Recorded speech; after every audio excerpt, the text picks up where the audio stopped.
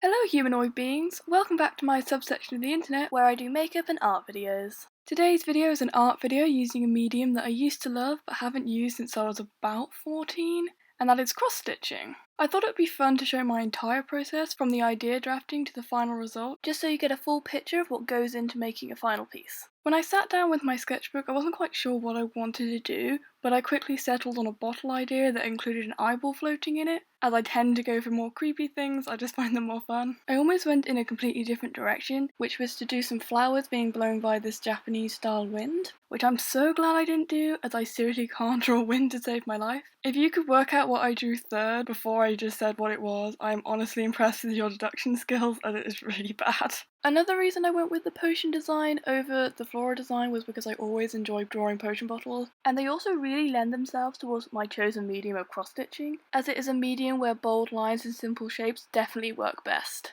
This piece is quite different from my usual style and subject preference, which is realistic portraiture, but it was really fun doing something that involves symmetry and straight lines and a different colour palette for a change. I'm not the best at symmetry, which you'll definitely be able to see in my final sketch, so working within a grid was super helpful. All you have to do is count the amount of squares you covered on one side and recreate it on the other. I would definitely recommend trying cross-stitch art if you want to do symmetrical pieces. I don't know how easy it would be to draw an organic shape using cross-stitch art, but I'm sure you could do it. I think it would just be slightly more complicated, and I'd definitely get confused about where my lines were meant to go. But anyway, back to talking about this specific piece. In terms of composition, I wanted to go with a very static, straight up and down angle, which could emphasise the strength of the glass, and also create more of a juxtaposition between it and the swirling liquid inside. I sort of wish I had tilted the bottle slightly and had the liquid moving with this lean, but once the outline was down, I couldn't go back and lean the whole image without the liquid having a very unrealistic line of movement that would make it seem just as static as the bottle. There was also a possibility that such a change would distract from the symmetry in this piece, which I wanted to keep as my main focus to emphasise the change of style. For the liquid itself, I went with a very simple flow, or line of movement, that would make the object appear more 3D and less like clip art. I also needed to keep the liquid shape quite simple to avoid the image becoming too blurry once all the elements were added, and by this I mean the eyeball and the specks of glitter I decided to add in order to make the art feel more magical and less gruesome. The glitter didn't exactly work as I thought it would, you'll see it a bit later on in the video, but I started with just yellow dots and then decided to add orange dots around them, and that was definitely a mistake. Honestly, I should have tested this out before applying it, as it doesn't really read as glitter. I guess it could pass as flecks of gold, so it doesn't really ruin the piece at all, but if I were to do this again, I would have just added random dots of the yellow and orange into the liquid instead. Before I talk more about the colour, I'll quickly jump back talking about the line work, as it is currently what I'm showing on screen. I love how thick the lines look when you cross-stitch with embroidery thread. It's so bold and creates a really nice pixelated effect that'd be really hard to do with, say, a pen or paint.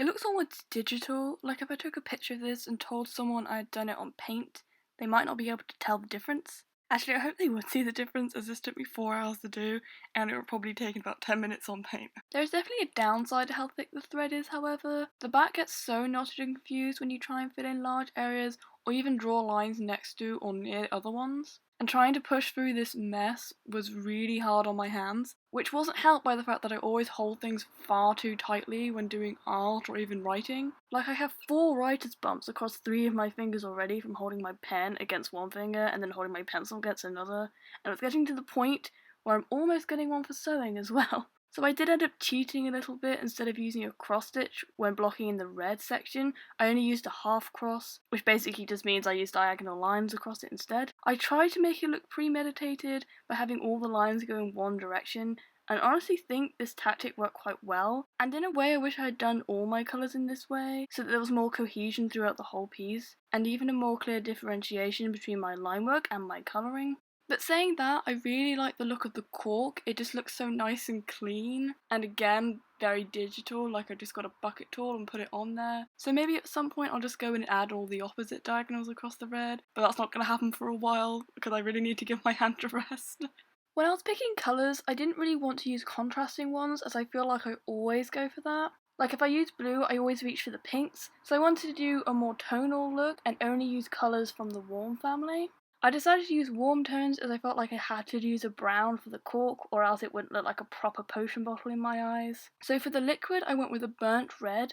I actually had to stop myself going for a more neon colour, as I really wanted to give it a blood-like look. It's not explicitly blood, it's just a preserving liquid of sorts, but blood red went quite nicely with the theming, so I ran with it. As for the eye, originally I wanted to use a blue, but as this is not a warm colour, I used purple instead. This worked much better than I was expecting, as the iris reads as blue that has been tinted by its environment, which really brought the two kind of separate elements together. Wait, is purple even a warm tone? Purple's that colour that doesn't really fit on the spectrum, so I never know how to categorise it. I'd say that of the lilac colour, the main light colour I used here, is probably actually a cool colour. I just can't stick with a colour theme that isn't contrasting colours. Oh well, it's good, and that's all that matters. Please ignore that. Ignore that I said I was using warm colours as well, because I didn't.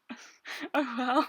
In order to display this piece, I decided to put it into a frame, which you'll get to see in the final shots, as I don't know how else you're meant to display cross-stitch art. Like, you can't just blue tack it to a wall, surely. Well, maybe you could, but I don't think it would look that great. Maybe at some point I'll paint this frame to match a bit better, as right now it's just a plain white. But I'm kind of liking the clean look next to the perfect symmetry I managed to achieve. I don't know, it just doesn't really go with my aesthetic, so I don't think I'd display it in this way. Tell me what you would do. Would you age the frame to make it look more mysterious or magical, or would you just leave it white to match the background? But that's my piece all finished. I really hope you enjoyed listening to me babble about this art piece, even if you didn't like the final result, but I do hope you liked the final result as well. If you did, it would mean a lot to me if you could give this video a like and a quick comment, and then also subscribe as I post a new art or makeup video every single week.